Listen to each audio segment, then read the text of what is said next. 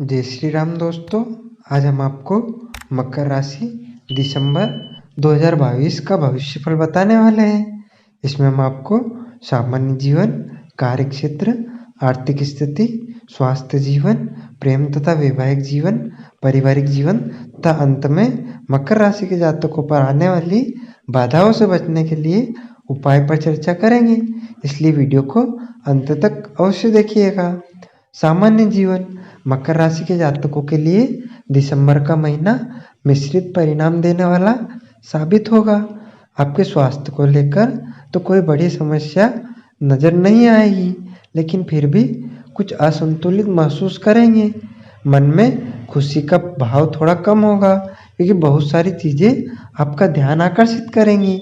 आर्थिक मोर्चे पर यह महीना मध्यम रहने की संभावना है। आपकी सोच में गहराई आएगी और कुछ महत्वपूर्ण निर्णयों पर पहुंच जाएंगे, जो आने वाले समय के लिए आपका मार्गदर्शन करेंगे। किसी की भी मदद करने का भी प्रयास करेंगे। कार्यक्षेत्र, करियर के दृष्टिकोण से यह महीना अच्छा रहेगा, लेकिन आपका मन अपने काम में कम लगेगा और आपका मोहभंग होने लगेगा, क्योंकि आपको लगेगा कि आप जहाँ काम करते हैं वहाँ का माहौल आपके अनुकूल नहीं है, या फिर आप जितनी उम्मीद करते हैं उतना प्रतिफल आपको प्राप्त नहीं हो पा रहा है।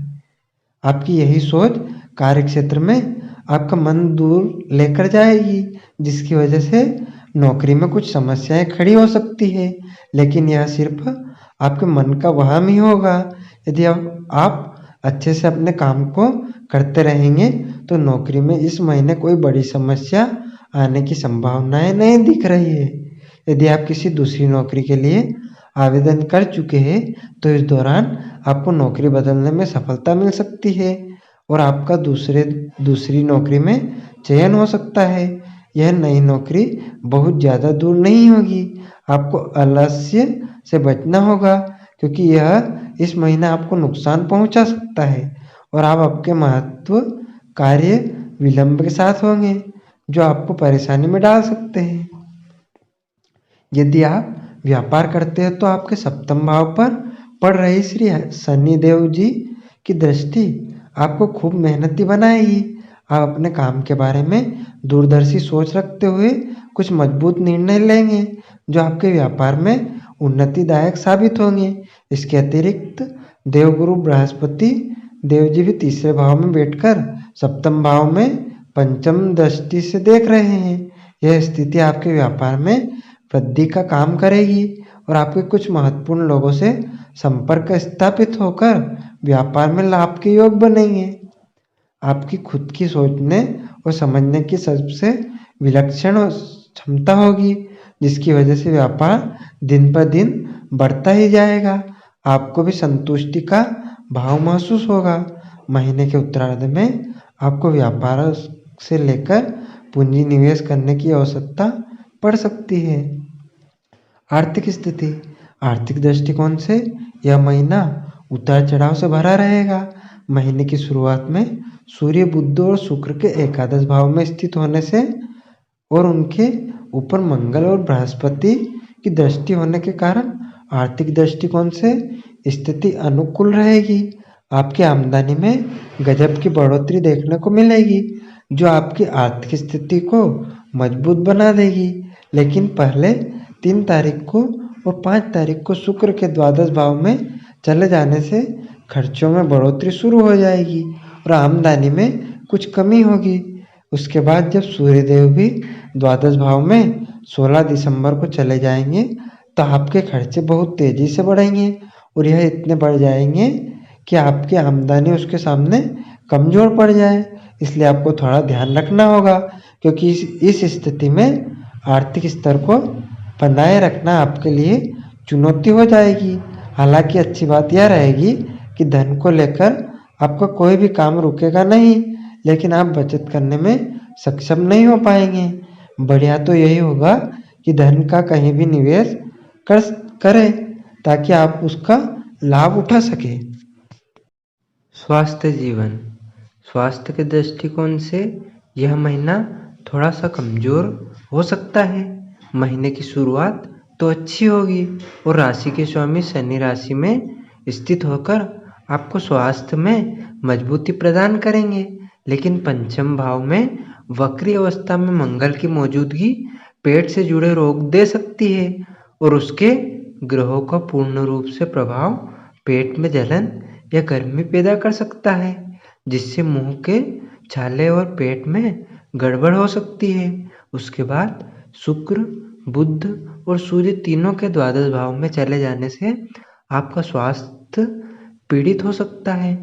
आपको असंतुलित भोजन भी पीड़ा दे सकता है और ज़्यादा पार्टी करना या ज़्यादा देर तक जागना, समय पर ना उठना, पानी कम पीना जैसी समस्याएं किसी रोग का धारण कर सकती है। इसलिए आपको थोड़ा सा ध्यान रखना चाहिए ताकि आप तंदुरुस्त जीवन जी सके। प्रेम तथा वैवाहिक जीवन। प्रेम संबंधित मामलों की बात की जाए तो मंगल का वक्री होकर पंचम भाव में स्थित होना प्रेम जीवन के लिए तनावपूर्ण स्थिति होकर लेकर आएगा। लेकिन शुक्र और बुध की दृष्टि पंचम भाव पर होने से आपके रिश्ते में प्रेम और रोमांस की भावना बढ़ेगी। आप एक दूसरे के साथ समय बिताने के लिए कुछ भी कर गुजरने का तैयार रहेंगे और आपका प्यार बहुत गहराई तक जाएगा। हालांकि बुध और शुक्र के एकादश भाव में चले जाने से आप और आपके प्रियतम के बीच अहम का टकराव भी हो सकता है और कहासुनी भी हो सकती है, जिसकी बदौलत आपके रिश्ते में टूटने की स्थिति भी आ सकती है। इसलिए आपको थोड़ा सावधान रहना होगा। सूर्य के द्वादश भाव में चले जाने के बाद अकेले मंगल पंचम भाव में रहेंगे, जो आपके रिश्ते में थोड़ी गहराई देंगे। लेकिन आपको अपने प्रियतम के गुस्से का सामना भी करना पड़ सकता है। भला इसी में है कि थोड़ी शांति से काम लें ताकि यह रिश्ता चल सके। वैवाहिक जीवन की बात करें तो शनिदेव की पूर्ण दृष्टि आपके सप्तम भाव पर रहेगी और देवगुरु बृहस्पति सप्तम भाव को पूर्ण दृष्टि से देखेंगे, जिसकी बदौलत आपका दाम्पत्य जीवन में हल्का फुल्का तनाव तो रहेगा, लेकिन फिर भी आपका रिश्ता प्यार से भरा रहेगा। आपके अंदर अपनी जिम्मेदारियों का भाव होगा और आपके जीवन साथी भी इसी भावना से ओतप्रोत रहेंगे। आप दोनों मिलकर अनुशासित रूप से अपना जीवन व्यतीत करेंगे और पारिवारिक गतिविधियों में बढ़ चढ़कर हिस्सा लेंगे। पारिवारिक जीवन। यदि आपके पारिवारिक जीवन की बात करें तो दूसरे भाव के स्वामी शनि प्रथम भाव में स्थित होंगे और दूसरे भाव पर किसी भी ग्रह की दृष्टि नहीं रहेगी। इस वजह से पारिवारिक माहौल सामान्य से बेहतर रहेगा। परिवार के लोग आपको सहयोग करेंगे, आपकी बातों को मानेंगे और आवश्यक होने पर आपकी हर जगह सहायता करेंगे, जिसमें आपको मन में भी उनके लिए अच्छे भाव आएंगे। चतुर्थ भाव में राहु की उपस्थिति पारिवारिक जीवन में थोड़ा तनाव तो रखेगी और आपको अपने परिवार की थोड़ी चिंता सताएगी। कुछ फिजूल खर्चों में भी हो सकता है जो पारिवारिक गतिविधियों पर होंगे, लेकिन ज़रूरत के नहीं होंगे।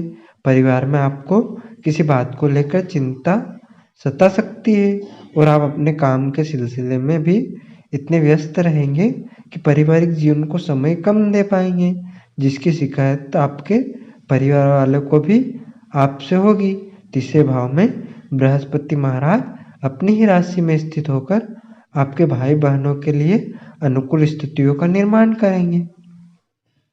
बाधाओं से बचने के लिए उपाय यह है कि शनिवार के दिन पीपल के वृक्ष के नीचे शाम के समय में सरसों के तेल का दीपक जलाएं और पीपल के वृक्ष के साथ परिक्रमा करें।